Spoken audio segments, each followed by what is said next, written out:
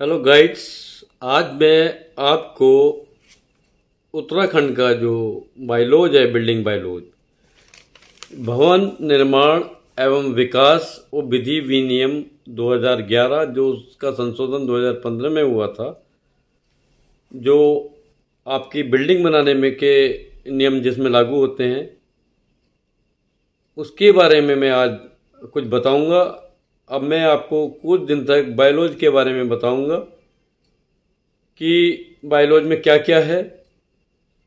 एक नक्शा अगर आप दाखिल करते हैं किसी बिल्डिंग का, रेजिडेंशियल, कॉमर्शियल या और किसी का, उसमें क्या क्या कंडीशंस होती हैं और क्या आपको करना है और कैसे कैसे मैप दाखिल करना है, क्योंकि बायलॉज की जानकारी आप सभी लोगों को होनी जरूरी है।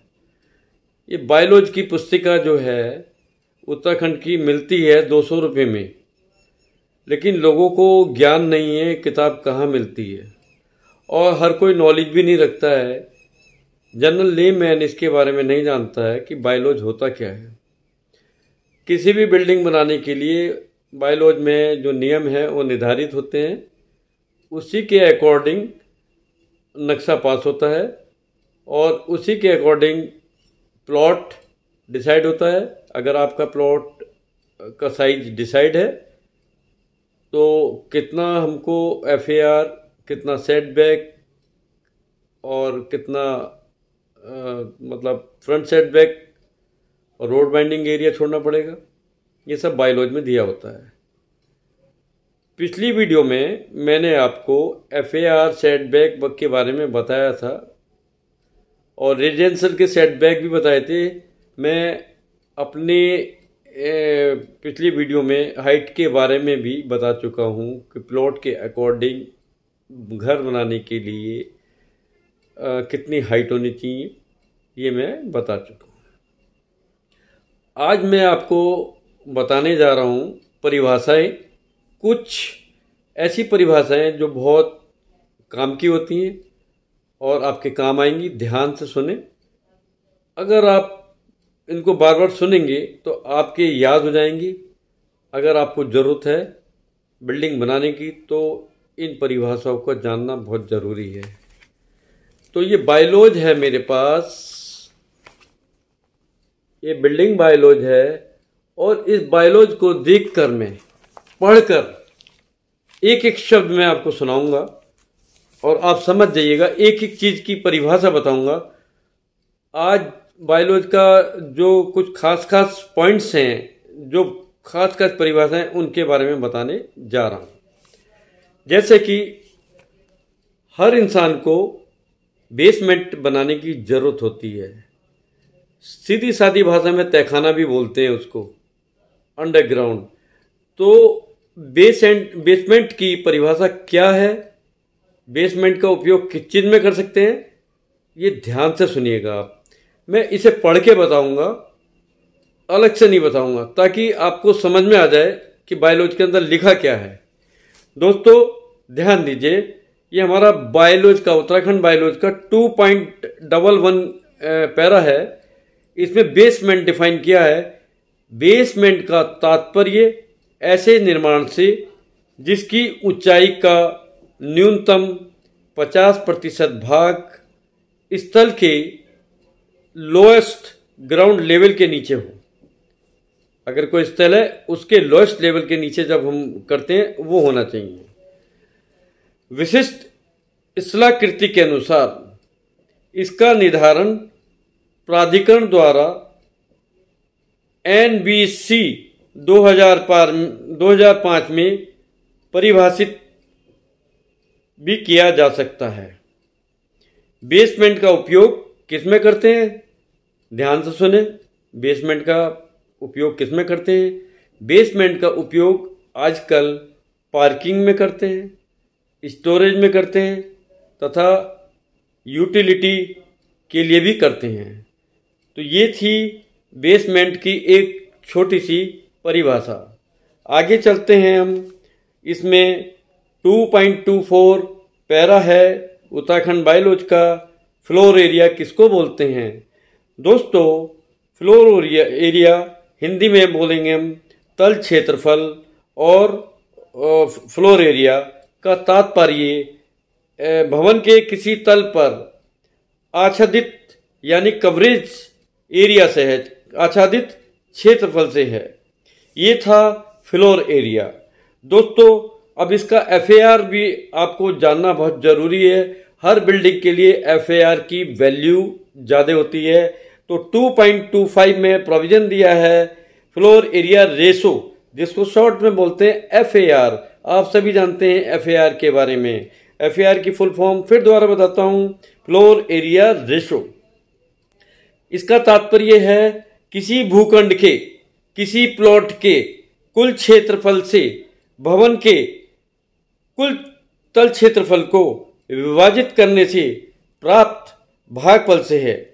नेशनल बिल्डिंग कोड NBC भाग 3 के प्रस्तर 9.0 के अनुसार दे FAR, यानी कि जो FAR है उसको आगे क्या बताया गया है, ये आगे ध्यान से सुनिए। दे FAR टाइप ऑफ कंस्ट्रक्शन सुनिश्चित किया जाएगा, यानी कि however the parking spaces at the steel and the basement levels not be counted towards FAR and the height of the building. तो ये था हमारा FAR की डेफिनेशन। इसके बाद हम आपको बताएंगे फ्लोर एरिया रेशो। ये भी आपके नक्शा जब पास कराएंगे ये भी काउंट होता है। इसको हम बोलते हैं फ्लोर एरिया रेशो, और प्रतिपूरक FAR का तात्पर्य राइट ऑफ वे, सड़क विस्तारीकरण अथवा जन सुविधाओं हेतु भूस्वामी द्वारा निजी भूखंड से प्राधिकरण सक्षम अधिक प्राधिकारी को निःशुल्क हस्तांतरित की जाने वाली भूमि को क्षतिपूर्ति हेतु अवशेष भूखंड पर विनिर्दिष्ट सीमा तक अनुमन्य अतिरिक्त FAR से है। दोस्तों समझ गए होंगे इसका मतलब आपको। और आगे हम चलते हैं बहुत ही इम्पोर्टेंट चीज पर कि ऑनर क्या होता है। और किसी भी नक्शा पास कराने के लिए किसी लैंड का, उसमें ऑनरशिप बहुत जरूरी है, उस जमीन का भूस्वामी होना बहुत जरूरी है। तो ऑनर का तात्पर्य है, जो भूस्वामी का तात्पर्य, ऑनर स्वामी का तात्पर्य ऐसे व्यक्ति से है जिसका किसी भूमि या भवन पर विधिक अधिकार हो, यानी कि आपके पास सेल डीड है, उदरण खतौनी है, गिफ्ट डीड है, या ऐसा कोई डॉक्यूमेंट है जो ये प्रूफ करता है कि आप उस संपत्ति लैंड के प्लॉट के आप स्वामी हैं, ऑनर हैं। नोट करते रहिएगा, ये बड़े काम की चीज है। अधिकार हो, अथवा या वो किराया प्राप्त करता हो, अथवा परिसर किराए पर होने की दशा में किराया प्राप्त करने का हकदार हो, और इसमें निम्न भी शामिल होंगे। नंबर 1, कोई अभिकर्ता या व्यक्ति जो स्वामी की ओर से किराया प्राप्त करता हो। नंबर 2, कोई अभिकर्ता या व्यक्ति जो किराया प्राप्त करता हो जिसे किसी भूमि या भवन का प्रबंध सुपुर्द किया गया हो, यानी कि जैसे धार्मिक संपत्ति है या धर्मार्थ प्रयोजन के लिए उसका मैनेजमेंट के लिए किसी को जिम्मेदारी दी गई है, यहाँ ये डिफाइन किया गया है।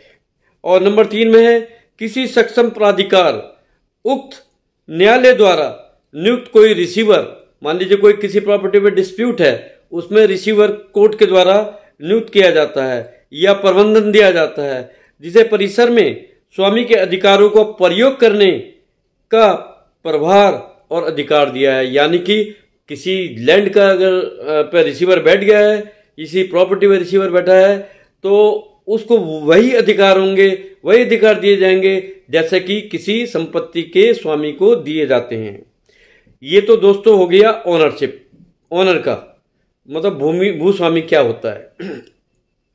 अब आगे चलते हैं बायलॉज 2.42 प्लिंथ कुर्सी। प्लिंथ को बोलते हैं कुर्सी से तात्पर्य किसी संरचना से उस भाग से है जो चारों ओर की भूमि की सतह से ठीक ऊपर तथा भूतल फर्श तक हो। प्लंथ की ऊंचाई भूमि तल से कुर्सी तक न्यूनतम 0.45 मीटर हो। पर्वतीय क्षेत्रों में ऊंचाई का आंकलन संबंधित टेरेस से स्थित भवन ब्लॉक के प्लंथ से आंकलित होगी, जहां यह सुनिश्चित हो कि फर्श तल के नीचे कॉलम के आच्छादित यानी कि कवरेज भाग में कोई प्रयोग न हो तथा इस हेतु आवश्यकता होने पर इसका भराव किया गया हो, उसको प्लंथ बोलते हैं। इसके बाद हम आते हैं प्लंथ एरिया, कुर्सी का क्षेत्रफल।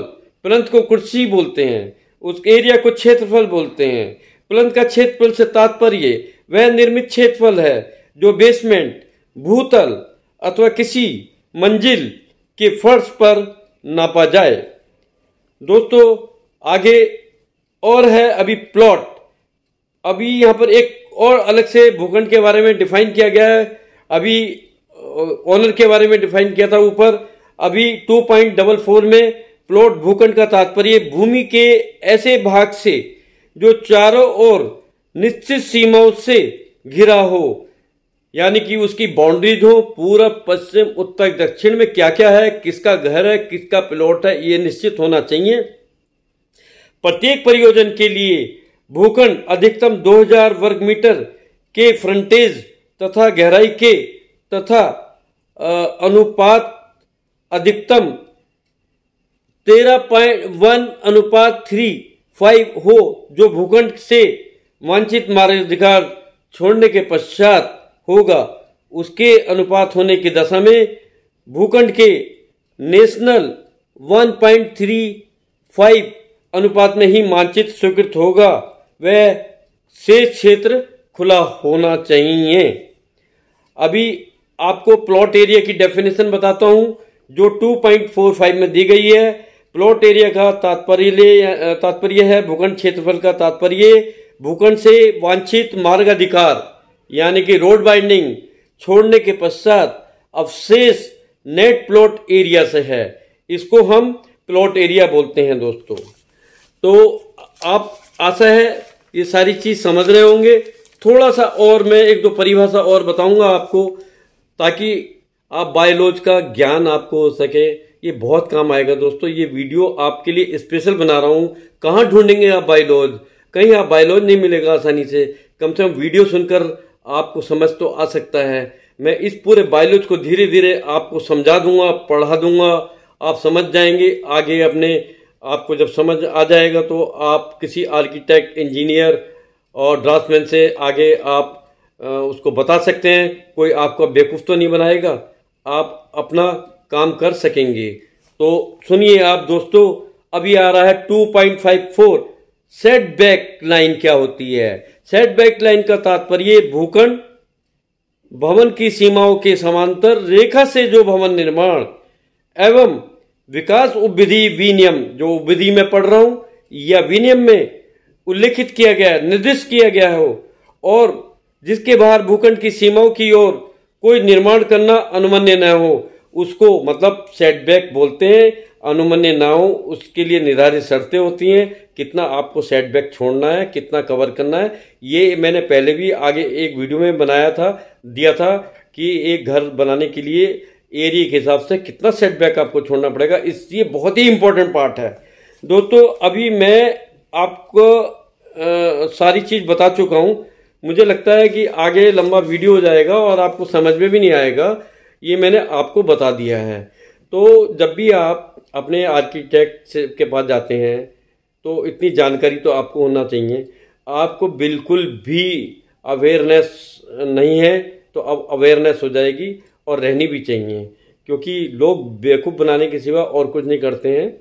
और आर्किटेक्ट को आप समझा सकते हैं, उसी के अकॉर्डिंग आपका घर का या कॉमर्शियल मैप और जो भी आप बनाना चाह रहे हो, जो भी आपके प्लान है, आपका ड्रीम हाउस है, ड्रीम कॉमर्शियल हाउस है, ड्रीम कॉमर्शियल बिल्डिंग है, जो भी आपका सपनों का जो प्लान है, ड्रीम प्लानिंग है, वो आप तैयार कर सकते हैं।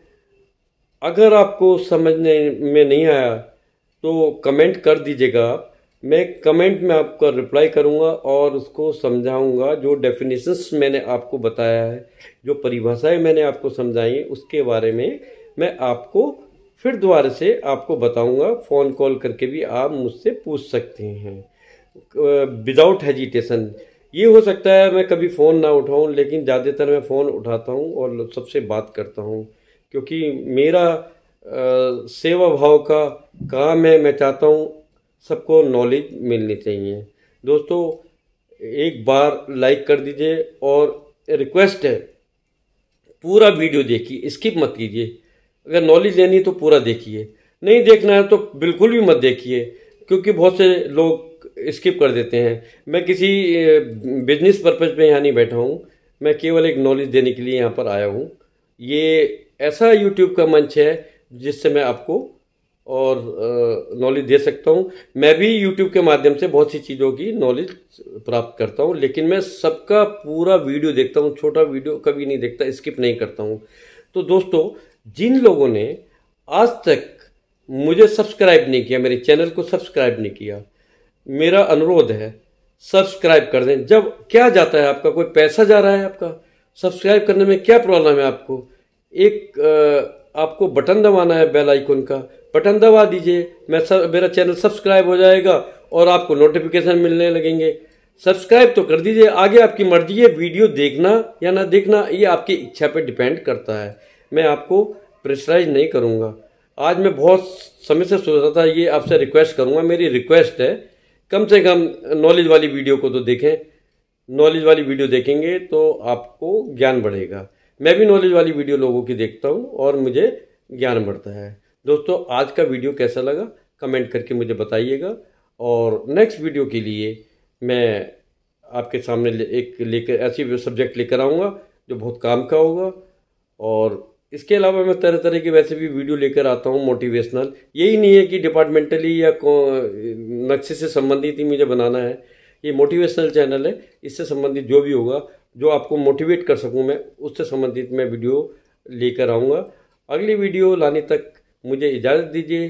दोस्तों, नमस्कार, जय हिंद, जय भारत।